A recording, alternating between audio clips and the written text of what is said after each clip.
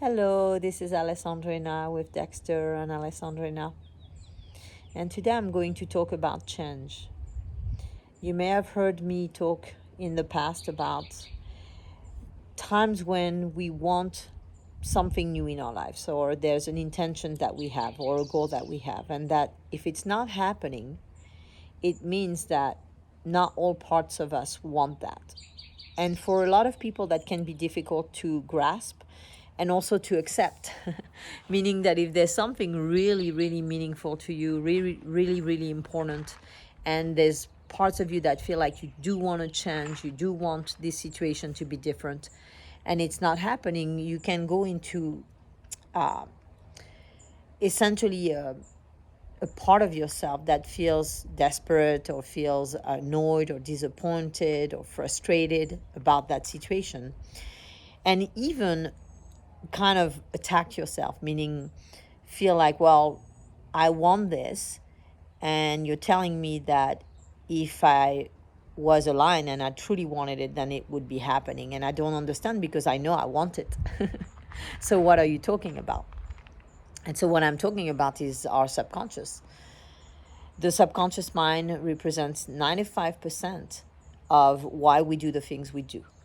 So your 5% of wanting the change, of wanting something new, of wanting a different situation, of inviting that into your life, of being aligned with your intention, doesn't weigh much in comparison with the 95% of your subconscious mind that is conditioned, that is filled with patterns and beliefs and fears and expectations and judgments about why things need to be a certain way and not another way. And if that subconscious mind was aligned with what you want and your intentions, then it would happen. So if you can accept that, if you can embrace that, if you can make peace with that, then you can work with that.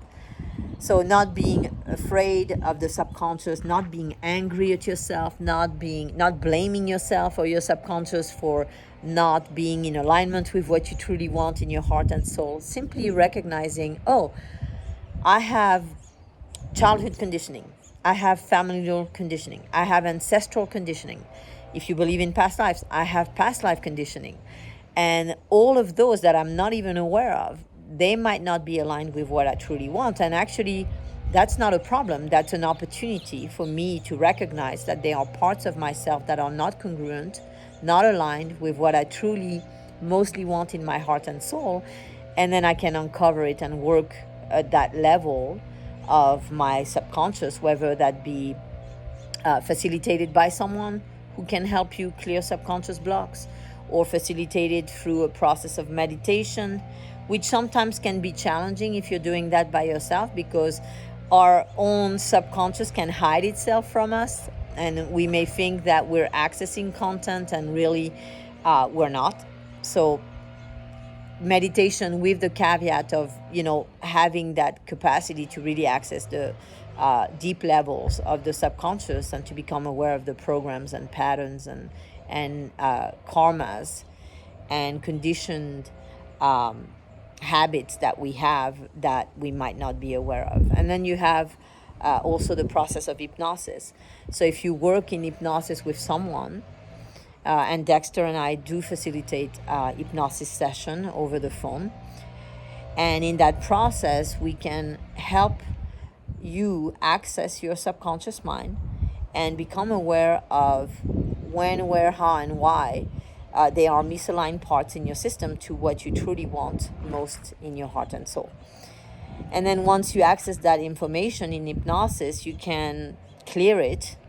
You can clear the messages, the beliefs, and you can change what is being played out in the subconscious. So that doesn't mean necessarily reprogramming the subconscious mind in the sense of putting other beliefs in there that can also create limitations. It's really about clearing, liberating the energy from the subconscious mind, and then allowing the subconscious mind to be open, to be in a state of acceptance, of feeling good about oneself, of feeling worthy, deserving, of feeling loved, cared for. And all of that, just that shift, can really allow you to be now more aligned with what you truly want in your heart and soul. And so that's very helpful. So it's good not to blame ourselves. It's good to be open to what we don't know. It's good to be open to uncovering what we don't know and not to be frustrated about that, to invite that into our process of change and transformation, and to feel grateful actually that we're becoming aware of things that we might in a lifetime never really know is there otherwise.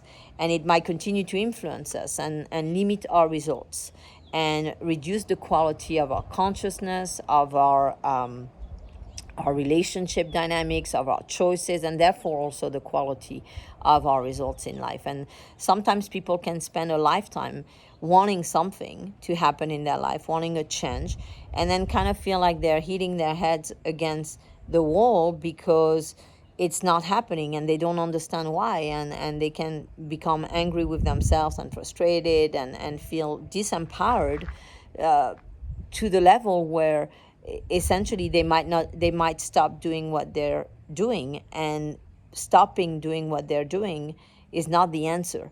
It's not going to lead to happiness and joy and fulfillment and the recognition that we have self empowerment, that we have the capacity to achieve the things that are important to us. So once we clear that tendency, then we can embrace the subconscious. We can invite it. We can love it. We can recognize how important it is and how important it is to work through it so that we don't go into quote unquote self-sabotaging patterns, and we don't essentially prematurely end a cycle, a process that would lead us to success, where we would have success. It's just about becoming aware of those subconscious components and then clearing them so that we can have success.